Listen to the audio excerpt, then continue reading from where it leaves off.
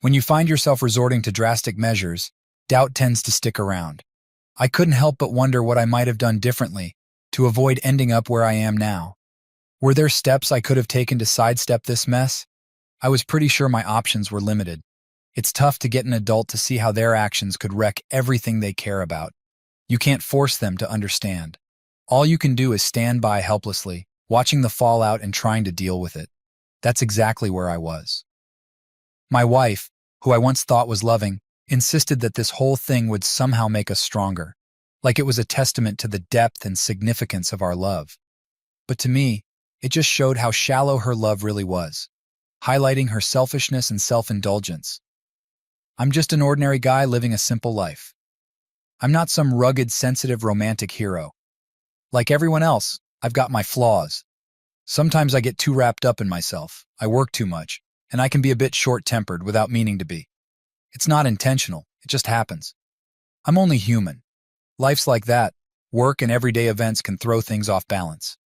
Jessica and I had been married for 19 years. We had our intimate moments a couple of times a week, and it was always enjoyable. When time allowed, we were both eager for more. Of course, hobbies like football, a good book, or a TV show, along with the demands of parenting, could sometimes divert our focus. But we made it a point to connect when it mattered, or when the mood struck. Our marriage was on a steady course. Financially, we were doing better, and our daughters, Samantha and Chloe, aged 16 and 14, brought so much joy into our lives. While I might have seen myself as just an average guy, they were truly exceptional. Life was good, until my wife started entertaining some unconventional ideas. She began labeling our intimate life as plain vanilla and insisted we needed to spice things up. Even though I was content, I agreed to go along with it. At first, it was about trying out different positions, which was fun for me since I'm still in pretty good shape. But after a while, the novelty wore off. Then came the role-playing phase, and I had no idea where that idea came from. Maybe from her girlfriends, some women's magazine, or a misguided TV show. It was fun for about 3 tries, but then it just seemed impractical. Trying to keep my focus on an attractive woman while pretending to be Leonardo DiCaprio, or remembering she was supposed to be Scarlett Johansson was too much. I decided I didn't want to continue, and that's when she started to express her dissatisfaction. She asked me when was the last time I went on a date. I reminded her that just last Friday, I took her to that Italian restaurant she wanted to try, and then we went to the movies while her mom watched the girls overnight. She clarified that she didn't mean with her. She wanted to know when I last went out with someone else. I wondered if she was accusing me of something, but she quickly reassured me she wasn't. She asked if I remembered the name of the last girl I dated before her. I said I did. It was Lisa, just a couple of weeks after we met, and we had a big argument over that date. She asked if I ever missed it, and I laughed, saying, "God, no." I remembered how awful the whole dating scene was. Not that particular date, which was fine, but the nerve-wracking process of asking a girl out, the fear of rejection, and those awkward first conversations. It was terrifying, honestly. Then she asked me what this was all about. I explained that I was just wondering if she ever felt like going on a date with someone else. She assured me she had never felt that way. She reminded me how upset she was when I went out with Lisa, and how she told me she wanted us to be exclusive. I agreed, saying I wanted the same thing, and that if I felt differently, I wouldn't have asked her to marry me. I told her that being married means not going on dates with anyone other than your spouse. She dropped the subject, and for a month I didn't hear anything more about it. Then, on a Friday night, after we had just finished making love without any role-playing or gimmicks, just the two of us enjoying each other, she brought something up that killed the mood. Jessica mentioned how Harper, a friend from her workplace, had been looking at me tonight and suggested she wanted me to ask her to dance. I told Jessica that while it was flattering, I only wanted to dance with her. Jessica said she told Harper she wouldn't be jealous if I asked her. I replied that it was nice of her, but made it clear that I had no interest in dancing with Harper. Jessica then asked if I'd be jealous if she danced with another man. I tried to lighten the mood by joking that her brother would be okay, but she didn't find it funny. She clarified that she never cared if I danced with guys who asked nicely and kept their hands where they belonged. She asked if there was anyone at the event I wanted to dance with. I told her I didn't remember anyone asking me, and she accepted that, saying she was just curious. I had no idea where this was going, but it made me uneasy. Feeling like I wouldn't be able to sleep, I got up and headed to the den to play a video game. She stood at the doorway, watching me for a moment, but I didn't look at her. Eventually, she returned to bed, and I joined her later, once she was asleep. For the next 2 months, everything was calm until Rachel's promotion party at the Johnson Rhino, which had a fantastic band playing that night. We gathered around a large circular booth, and Jessica was engrossed in a conversation with Harper James.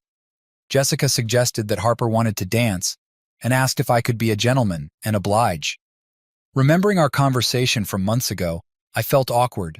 While I valued Harper as a friend and didn't want to upset her, dancing with her was not something I was comfortable with. The idea of being close to her made me uneasy, but I wasn't sure how to decline without causing a scene.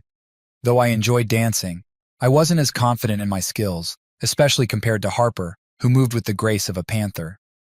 Feeling trapped, I stood up, commenting that they were playing our song. Harper joined me, her brown thighs on display beneath her short blue dress. As the song ended, the band began a slow tune, and I couldn't help but wonder why it had to be now. Harper fit against me perfectly, her chest pressing into mine, and her dark curls nearly covered my face.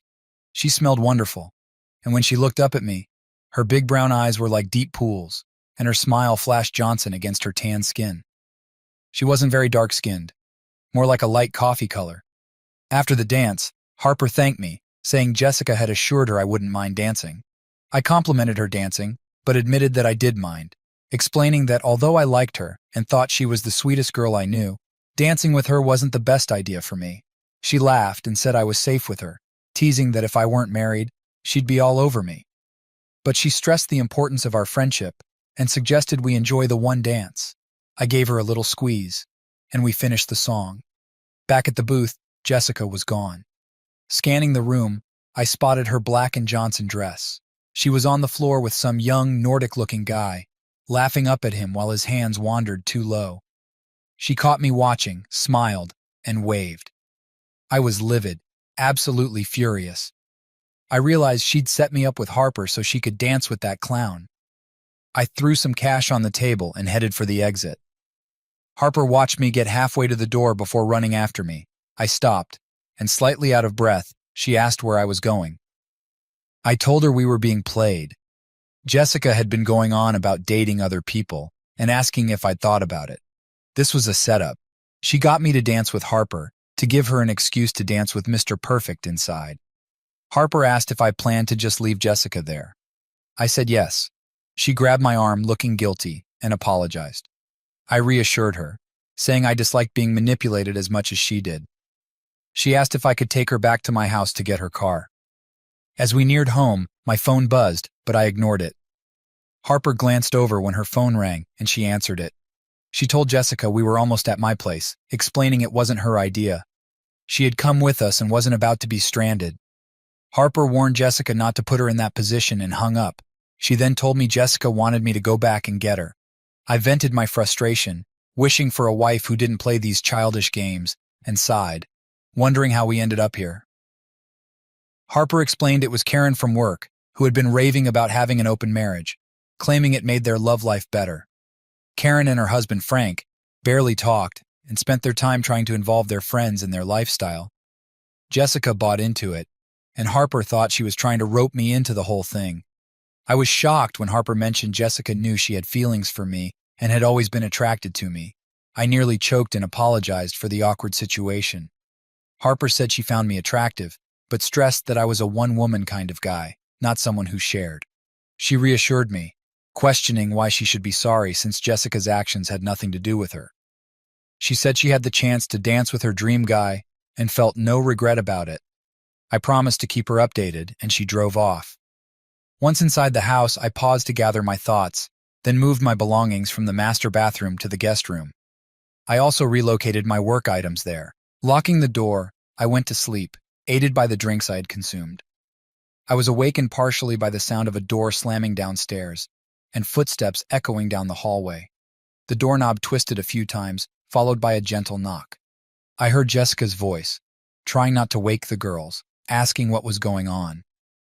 The knocking and whispering went on for about 10 minutes, before her footsteps retreated to what used to be our bedroom.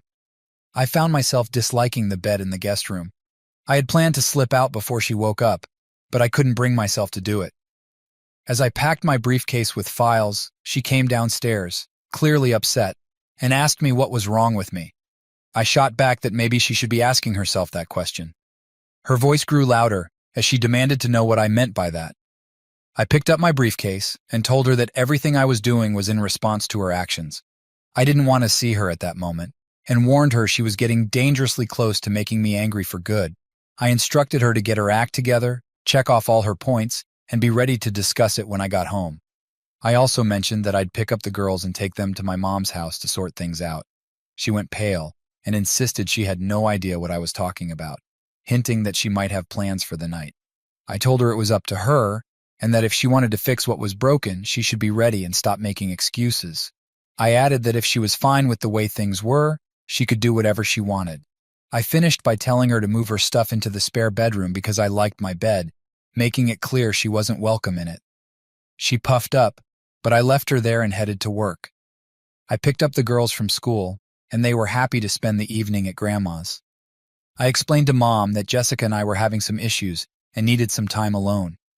She gave me a hug and said she loved me. I was relieved not to have to answer a lot of questions. When I got home, Jessica was there. She'd made cookies, and there was a plate of them and a cup of coffee waiting for me. She stood up, clung to me for a moment, kissed my cheek, and sat beside me on the sofa. I helped myself to a cookie, oatmeal with chocolate chips and M&Ms. It felt like we were off to a good start, and I hated to spoil the pleasantness. I told Jessica that what she did the previous night was unacceptable. I emphasized that her actions were not only hurtful to me, but also embarrassing for both of us, and disrespectful to Harper, who was supposed to be her friend. Jessica struggled to meet my eyes and apologized. Reflecting on my own behavior, I realized I shouldn't have handled things the way I did. My intention was to open up a dialogue with her because she'd shut me down repeatedly before. I hoped this would encourage her to consider different perspectives. When I asked her what possibilities she had in mind, Jessica hesitated before blurting out that she'd been thinking about dating other people. In response, I pointed out several problems with that idea, starting with the fact that we were both married. She countered that other married people did it, citing open marriages as a way to strengthen love. Skeptical, I asked where she got that idea from and demanded a name. She mentioned Karen and Frank, claiming they had an open marriage that improved their relationship. I doubted her information and suggested we verify it on Google. She seemed surprised, but agreed to sit beside me as I opened my laptop. After typing in, "How many people have open marriages?" and clicking on the first link, we found out that, according to a survey, less than 1% of Americans have open marriages. Checking several other links confirmed the same result, less than 1%. She seemed to have expected a different outcome and commented that it was still a significant number, estimating at least 3 million. I disagreed, doubting that many children were in marriages, open or otherwise. Suggesting another approach, I proposed typing in, "How many Americans expect their partners to be faithful?" After clicking the link, we found that over 95% of Americans expect fidelity. I pondered aloud, asking what she thought that meant. She speculated that most people weren't very open-minded, saying she thought there'd be more people with alternative lifestyles because she heard about it all the time. She wondered how many of those open marriages ended in divorce. Despite her reluctance, I insisted, and I wanted her to know. I then typed in, "How many open marriages end in divorce?" The answer revealed that 92% of open marriages end in divorce within 5 years. I analyzed the statistics, saying, "Okay, let's see. Less than 1% of Americans are in an open marriage. That means out of 1,000,000 people, fewer than 10,000 are in open marriages. 92% of open marriages end in divorce.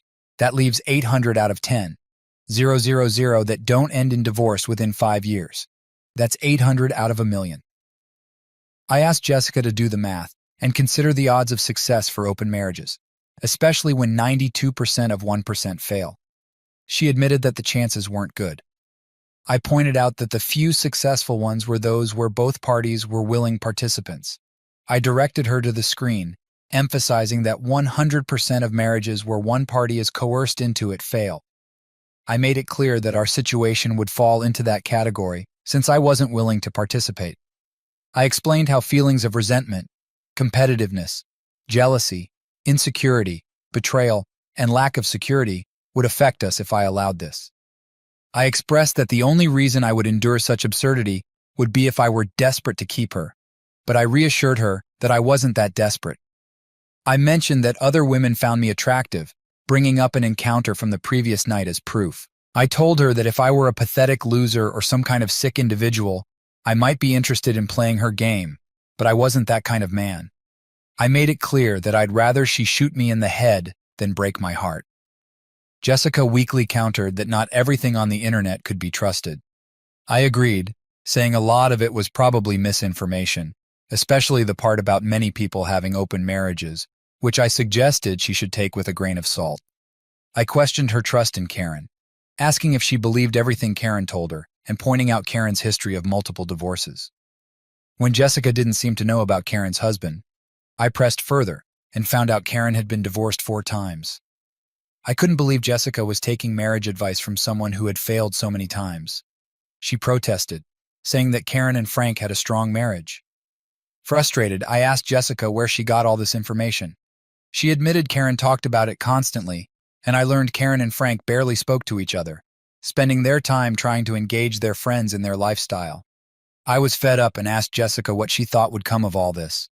When she said our sex life had become stale, I disagreed, insisting I was perfectly happy. I pointed out how her desire to play these games had made everything weird, referencing the last time and how she'd climaxed half a dozen times. I asked if those were Karen's ideas, and her expression confirmed it. I reacted strongly, expressing disbelief and frustration, emphasizing the strength of our marriage, and rejecting the idea entirely. She argued it could be good and exciting, suggesting we share experiences. I called it a nightmare, and challenged her claim about men's fantasies, telling her to Google it. I made it clear that any involvement in such matters would mean the end of our relationship. Jessica looked shocked and asked what I meant by "we're through." She wondered if it meant divorce and expressed disappointment, saying she thought our marriage meant more. I echoed her disappointment, expressing doubt about the strength of our marriage based on her discussions about such matters. I told her that talking about these things made me question whether our marriage held any significance for her. I asked what she would tell our daughters about mom and dad potentially splitting up. She suggested it would be because I couldn't accept her having other relationships. But I countered, saying the truth would be that their mother didn't love their father enough to keep her marriage vows and provide a loving home.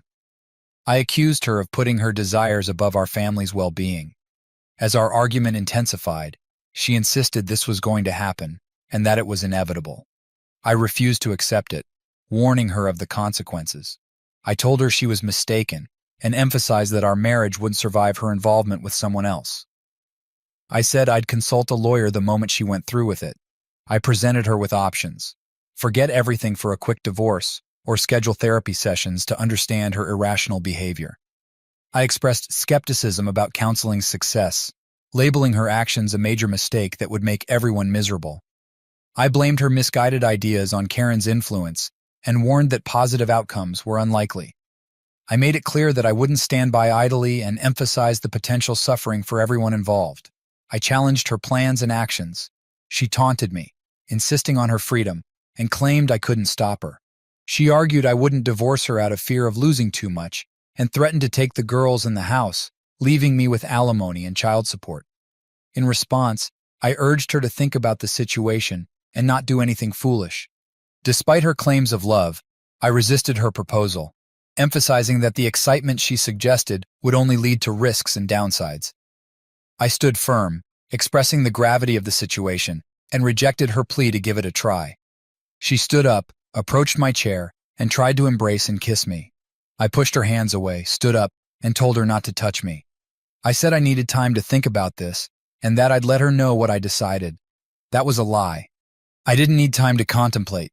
I needed to organize my strategy. She was probably right about the complexities of divorcing her. The whole system is messed up, and I needed to make some moves. I left her and went to the master bedroom, locking the door behind me. After spending 30 minutes on the computer and 10 on the phone, I had a financial plan. The problem was the girls. Under Georgia law, where we lived in Atlanta, children over 14 get to choose their custodial parent. I was confident about Chloe. My little princess was Daddy's girl. Samantha loved me, but she also held her mother in high regard. I was confident that Chloe would choose to stay with me, and I hoped Samantha wouldn't want to be separated from her sister. I figured if they understood Jessica's plan to use them as leverage for her open marriage idea, they'd want nothing to do with her. It was a cynical approach, and I hated every part of it, but she was the one trying to change the rules. If Jessica had told me before we got married that she planned to be faithful for 19 years and then explore other relationships, I would have walked away immediately. She knew it, and she would have done the same.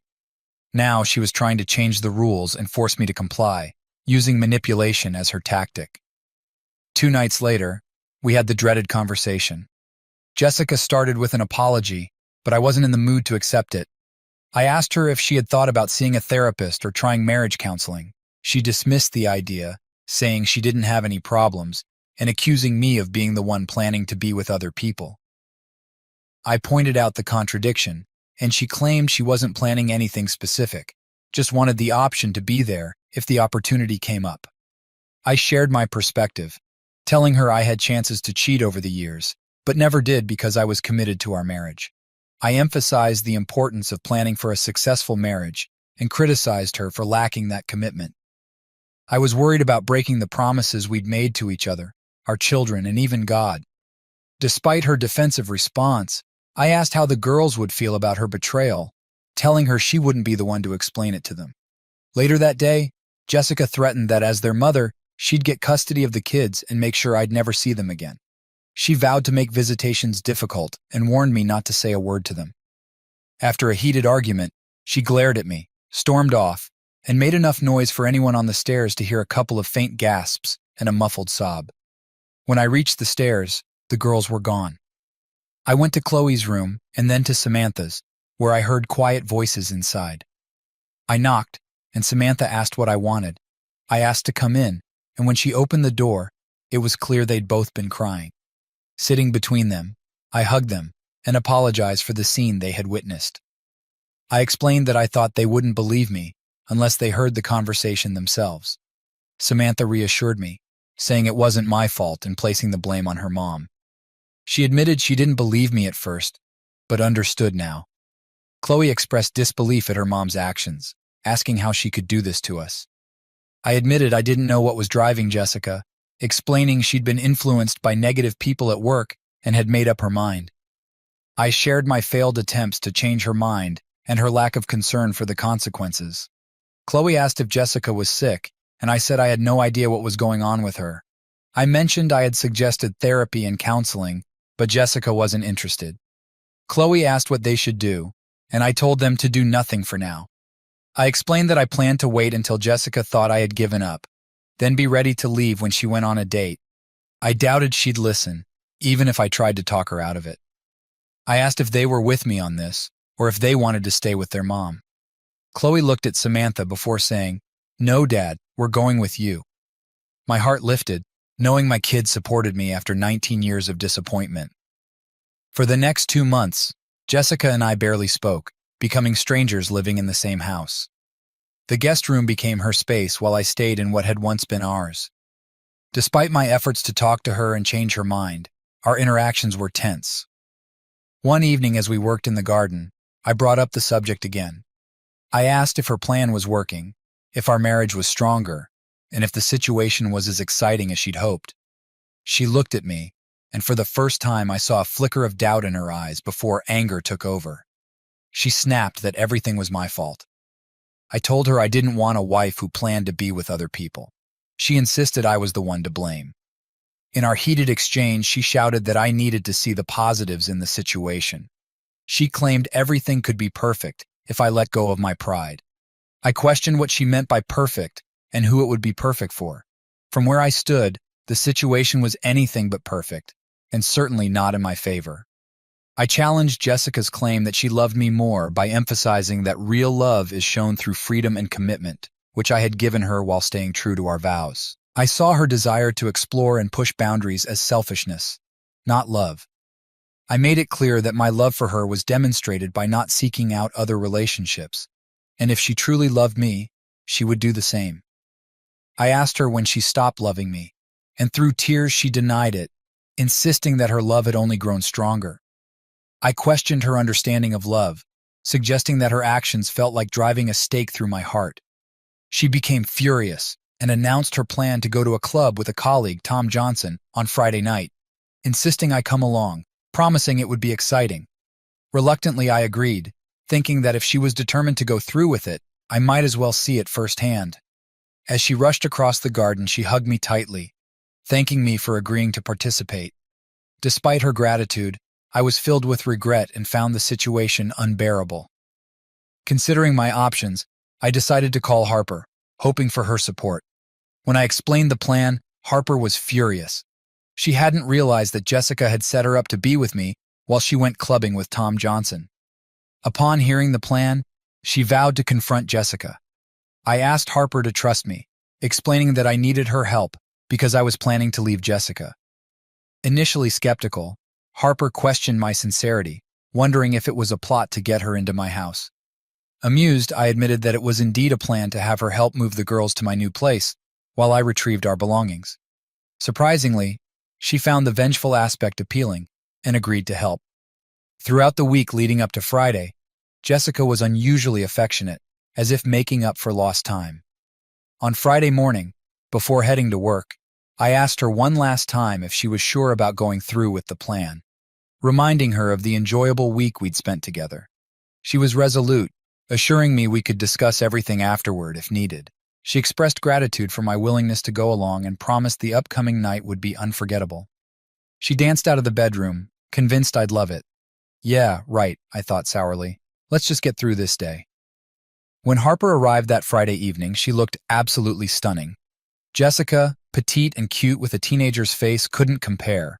Harper was tall, with curves that were impossible to ignore. She wore a short, tight red dress adorned with sequins, looking every bit like a movie star. I was dressed in a sport coat, black pants, and a ribbed t-shirt. As she entered, she playfully teased me about my attire, suggesting I was trying to seduce her. I assured her it was strictly business that night, saving any such intentions for another time. She expressed disappointment, mentioning she wore a thong because she thought I'd like it. Playfully, I asked to see it. I pulled her close, my hands on the hem of her dress, teasingly lifting it up her legs. She warned me that Jessica might walk in at any moment, but I insisted, saying Jessica needed to think I was playing along. We shared a laugh as I continued the playful charade. Just as I was about to appreciate the view, Jessica entered the room unexpectedly. There was a moment of surprise, and Harper quickly adjusted her dress. Jessica greeted us with a smile, commenting on our apparent early start. I suggested she and Tom should be the ones getting a room. Jessica smirked, grabbed her clutch, and we headed out for the night. Tom met us at the club, and I don't think the evening started as he expected. I shook his hand and crushed it. Years of powerlifting had given me quite a grip. I watched him go weak at the knees, then let him go. You could tell he wanted to nurse his hand, but his macho image wouldn't allow it. Tom was one of those pretty boys. Have you ever noticed that as men approach what some women consider ideal, they're often hairdressers or Scientologists? Watching Tom, I couldn't help but draw a parallel with Tom Cruise. Curious, I asked if he was a hairdresser. He laughed, dismissing the idea, saying most hairdressers were gay. I acknowledged this and mentioned L. Ron Hubbard, revealing I'd been involved with Scientology for 6 years while testing a theory. Harper, who had heard my theory before, was on the verge of choking and seemed ready to burst into laughter. Noticing Jessica's face flushed with anger, I realized I might have revealed a bit too much of my private theories to Harper. To change the subject, Harper suggested we find a booth, striding away with a tense posture, with Mr. Tom trailing behind her at a cautious distance. Once Tom was out of earshot, Harper burst into laughter, and I couldn't help but join her. "You're a mean man, James," she said with a grin. "Yeah, well, this is one hell of a night," I replied. I encouraged her to act as though she was seducing me, and she played the part convincingly. By the time we reached the booth, I felt thoroughly seduced. After dancing with her twice, Harper made it seem like she was ready to engage in something much more intimate right there on the dance floor. When we returned to the booth, Jessica was wrapped up with Mr. Tom. I turned to Harper and asked, "Are you ready for the big show?" She looked up at me with those radiant brown eyes, and I realized this wasn't just a game for her. Her full lips parted slightly, and her petite tongue moistened them. I couldn't resist and leaned in to kiss her. It was everything I hoped it would be and more. Suddenly I heard a noise, and Jessica and Mr. Tom slid back into the booth. "Oh no!" I exclaimed, using my best Saturday Night Live impression. "Look who's back!" Harper caught on and so did Jessica, but Mr. Tom remained clueless.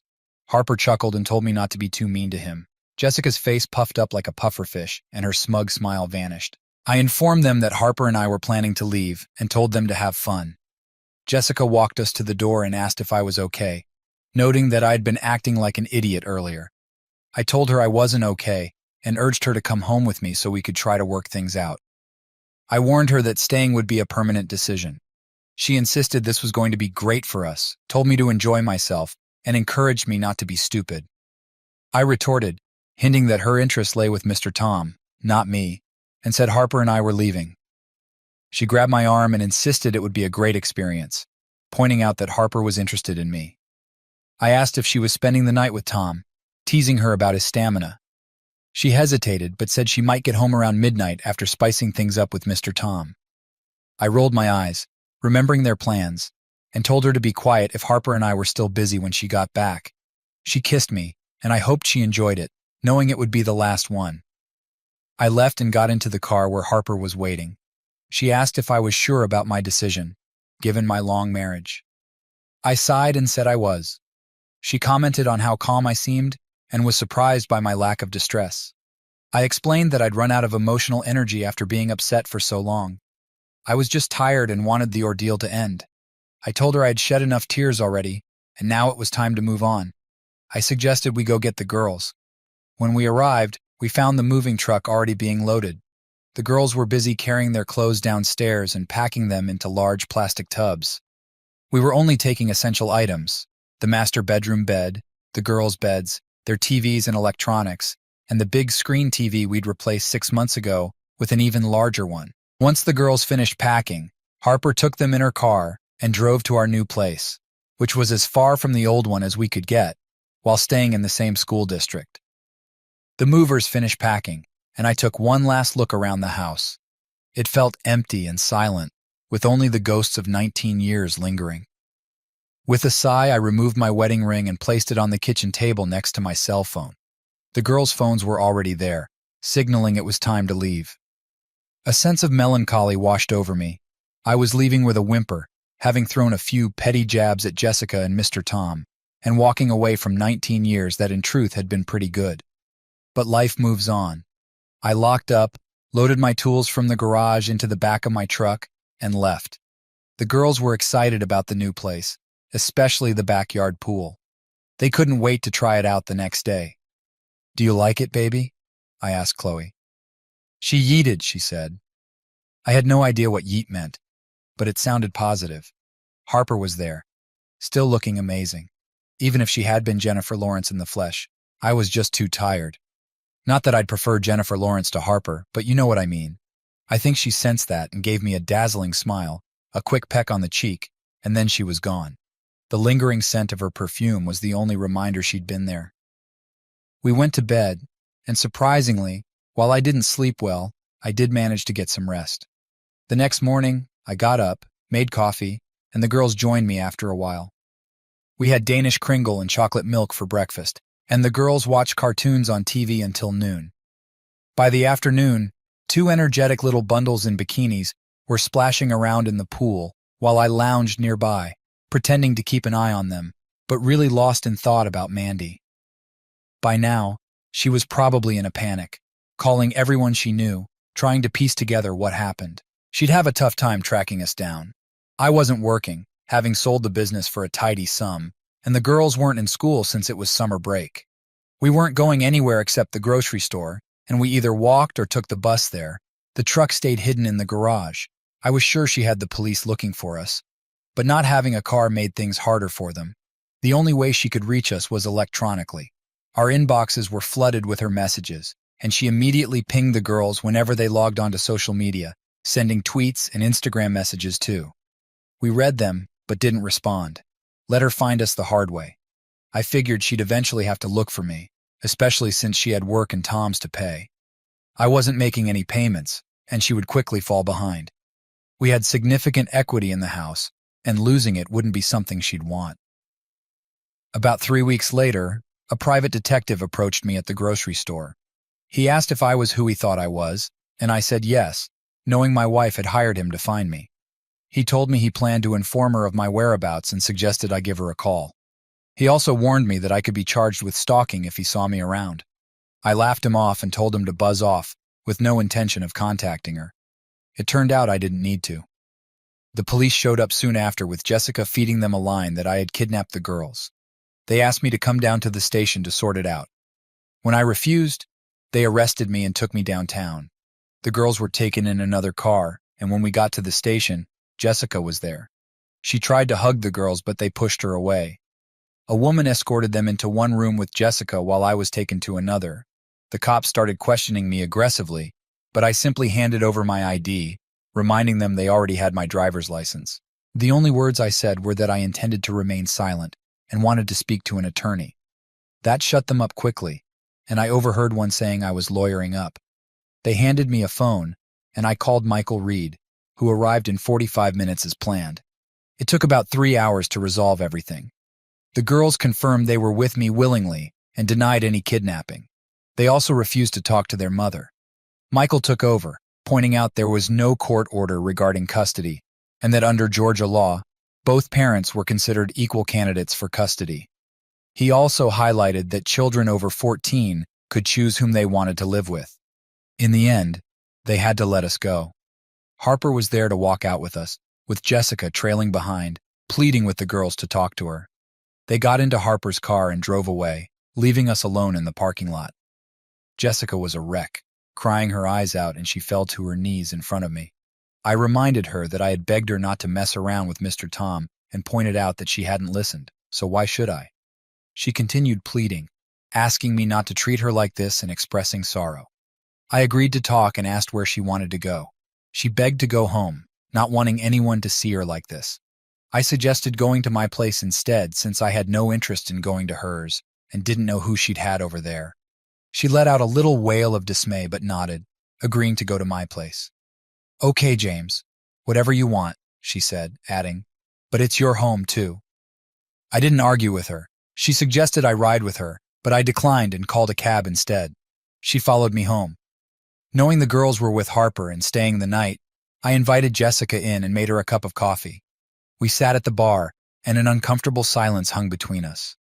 Silence hadn't been awkward since our third date, but it sure was now. After a while, she asked what I wanted, and I countered by asking if I had mentioned wanting anything. She clarified, asking what she needed to do to get me to come home and see the girls. I told her I had no control over her seeing the girls. It was their choice.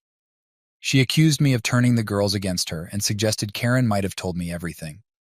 I asked if Karen was the oracle of all wisdom. She repeated her question, asking what I wanted. I noted that, interestingly, I hadn't said a word to the girls about her. The only thing I told them was that I was leaving, and they needed to decide whom they wanted to live with. When she pressed on, wondering who had told them, I revealed that she was the one who had told them. Confused, she asked when she would have said anything. I reminded her of the night in the living room when she threatened me and pointed out that the girls were sitting on the stairs, overhearing every word she said. Her face turned ashen, and tears streamed down her cheeks as she broke down completely. I told her that the girls believed she had twisted their perception, and honestly, I felt the same way. Her begging was heart-wrenching, but I was too hurt to care. I told her coldly that the situation with the girls was her mess to fix, not mine. When she asked how she could make things right with me, I suggested she file for divorce. She pleaded that she didn't want a divorce. She just wanted me to come back home. I told her that I already had a home, and it wasn't with her. She apologized, admitting it was a mistake to try and force her choices on me, and expressed deep regret. She asked for forgiveness and suggested we try marriage counseling or therapy. I explained that the issue wasn't about what I wanted, but what she had chosen. I told her to file for divorce and warned that if she didn't do it soon, I would. I made it clear that I couldn't see a future with her and that our relationship was beyond repair. Frustrated, she accused me of being a fool and claimed I had taken all our money by selling the business and draining our accounts. I defended myself, saying I sold the business at a loss and only took what I had earned. I told her that I didn't have any of that money left. It was true enough. I had hidden the funds in an offshore account, understanding the importance of protecting them before the divorce process started. The records indicated I sold the business to a Danish company for less than the taxes owed. I had overpaid the IRS, holding the surplus to offset future taxes. I left our brokerage accounts untouched, knowing I'd have to split them. To ensure the girls' financial security, I set up a trust for them to guarantee they'd be fine for the next few months. I had also been quietly collecting cash from various grocery stores and convenience stores around town. Each time I used my debit card, I requested small amounts of cash back, slowly building up a reserve. This method was legitimate and allowed me to amass a decent sum, which I stored in an old chest in a storage unit, ready for when it was needed. I informed Jessica that she could keep the house. The equity was enough for her to sell it, pay off the mortgage, and have some money left over. I sarcastically suggested she might move in with Mr. Tom, and mused about how his wife might feel about that. Jessica gasped, claiming she didn't know Tom was married. I pointed out that her willingness to pursue an open marriage meant she hadn't cared about his marital status. I told her to move on and file for divorce. As I stood up to leave, Jessica followed, visibly distressed, wringing her hands and crying. She stopped at the door, looked up at me, and begged me to tell the girls she loved them and was sorry. I agreed to pass on the message, but made it clear that I wasn't going to give up on the girls. I explained that I wasn't the one filing for divorce, because I didn't want it. What I wanted was for her to come back home. She shook her head, accusing me of being closed-minded and lamenting that she hadn't anticipated things going this way. Despite everything, she continued to profess her love for me and vowed to keep trying to make things right. I was too worn out to argue anymore, so I saw her to the door, took a moment to compose myself, and called Harper. She brought the girls back but didn't come in. Chloe and Samantha were still upset and angrier with their mother than ever. I knew they wouldn't want to hear Jessica's message, so I decided to hold off. 2 days later, Jessica showed up around 4:30 with dinner. She'd made chicken tetrazzini with French-cut green beans and a big basket of garlic bread. When Samantha opened the door, Jessica tried to hug her, but was met with a cold shoulder. Jessica greeted me, calling me baby, but Samantha quickly called for my attention. I could hear Jessica apologizing, saying she loved and missed me, but Samantha cut her off, telling her to stay away. Jessica nearly collapsed from the rejection, but I managed to catch the basket of food. I helped her to the sofa, where she buried her face in her hands, crying about how much she was hated. I acknowledged that what she did to the girls was deeply hurtful, and doubted they would easily trust her again. While I understood her pain, I emphasized that rebuilding her relationship with the girls was her responsibility alone. She looked at me, pleadingly mentioning the dinner she'd brought. Despite knowing she was reaping what she sowed, I agreed to help. I offered to talk to the girls while she set the table. Upstairs, the girls were furious, incredulous that Jessica thought bringing dinner would fix everything. Chloe was especially angry, accusing Jessica of tearing their family apart. I empathized with them, explaining that Jessica had made a mess, and now she had to face the consequences. Despite Jessica's misguided view that I was the problem, I reassured the girls that my love for them was unchanged. I told them they could choose whether to stay with me or their mother, and that I would always love them. Samantha expressed her strong aversion to eating with Jessica, saying she'd rather do anything else. The girls reaffirmed their decision to stay with me, and we shared a hug. I asked if they would be willing to come down for dinner and try to be civil. Samantha asked if that was what I wanted, and I said it was, as long as they avoided harsh comments. They agreed to be polite but wanted to express their feelings. Dinner was incredibly awkward. Jessica tried to engage them in conversation, but they only gave short answers. After the meal, we cleaned up, packed Jessica's dishes, and she prepared to leave. When Jessica asked Chloe for a hug, Chloe refused, saying Jessica wasn't her mother anymore. Both girls went to their rooms without another word. Jessica was devastated, and it took her about 30 minutes to pull herself together before leaving. Despite feeling sorry for her, I knew the situation wasn't my fault. There was a part of me that found a twisted satisfaction in how things had turned out. Jessica kept visiting about once a week, but the girls continued to push her away. She didn't file for divorce and kept trying to convince me to come back. After 6 months, I finally filed. Once the divorce was finalized, Jessica seemed to realize it was truly over. The court granted her visitation rights, but every time she tried to arrange a visit, something always seemed to get in the way. I hoped she'd find someone who fit her new lifestyle. As for me, I remained single, focusing all my attention on raising my daughters.